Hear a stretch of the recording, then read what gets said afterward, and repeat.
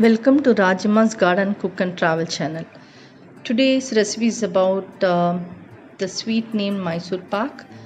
It's a very famous and delicious dish, and it's going to be mouth-watering experience once you taste the dish. Let's check it out how to go the process of preparing it. And it's going to be very simple. It's not going to be complicated. Only thing is please make note of the proportions in which the ingredients are being shared.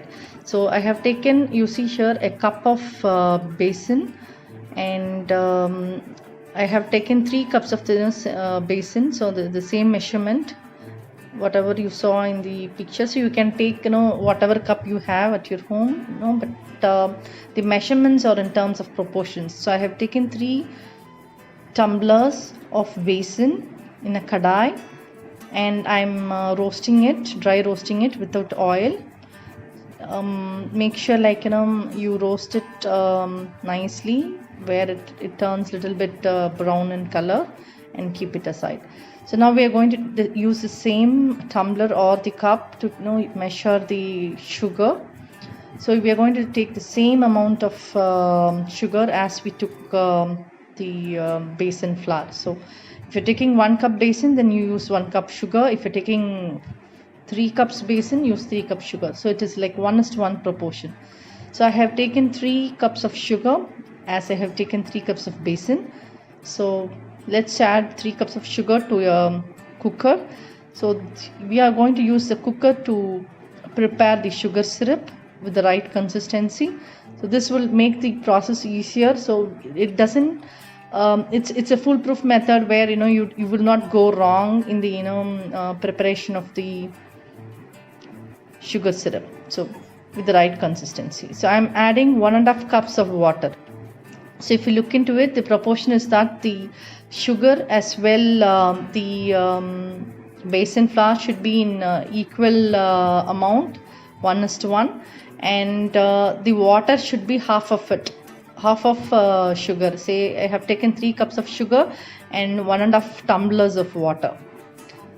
So 1:1:0.5. That is the proportion of basin flour, sugar as well as water. I am now putting on the weight and switching on the stove. I am going to give exactly 5 whistles for the sugar syrup to get prepared. Meantime, I am taking a kadai and I am filling it with 1.5 tumblers of oil. If you see here, I have not used ghee, but if you prefer to use ghee, yes, of course, it is going to definitely give a good flavor. But if you are a little bit health conscious, you worry about digestion, then you can still go ahead and use the oil as I do here. And now we are just sieving the basin which we dry roasted in the kadai.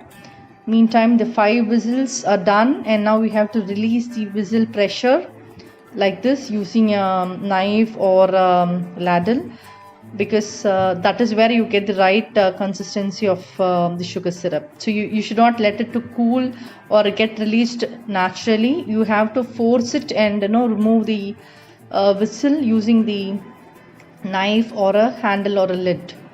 So this is how you see this syrup is nice boiling with the right consistency. I am now going to add the dry roasted and sieved basin flour, and let's add it little by little and give a thorough mix. At this point, the stove is switched off. It's not turned on yet, so it's switched off, and I'm using all the basin which has been dry roasted, and I'm pouring it. I'm using everything to the mixture, adding everything to the sugar mixture, and I'm stirring it. So if you could see, using a ladle, it is very difficult. So I have started using that egg beater, the whisker, so which is pretty easy, and it doesn't form lumps. So the entire basin flour has been added here to the sugar syrup, and it has been beaten nicely so that no blocks are formed. And now we started adding the hot oil. No, we took about 1.5 tumblers of oil, right? So this oil is now kept on the stove for which is like tempering hot, and the oil is poured little by little to the mixture which is on the stove. Keep in mind to make the stove on when you start off with the process of adding oil here. So the stove was switched on, and then we keep on adding the oil, which is like really hot on the stove on the next side, and you have to keep mixing this mixture all together nicely without stopping it. And when you see a consistency where the oil gets separated and it all comes up like creamy, that is where you have to stop and remove it from the stove. Pour it in a plate where you want to cut and later cut and have the cubes ready.